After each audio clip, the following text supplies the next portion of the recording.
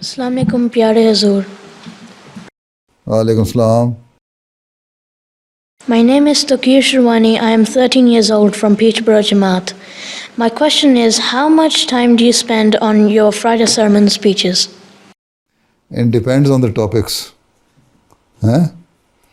Sometimes it takes me 20 hours, 30 hours, 4 days, 5 days. Sometimes it takes me 2-3 hours. So it all depends on the topics, right? When I have to find the references, then it will take me some time. When I have to write with my own hands the whole of the script, then it takes time. So it all depends. You can say from 3 hours to 4 days or 40 hours. Right?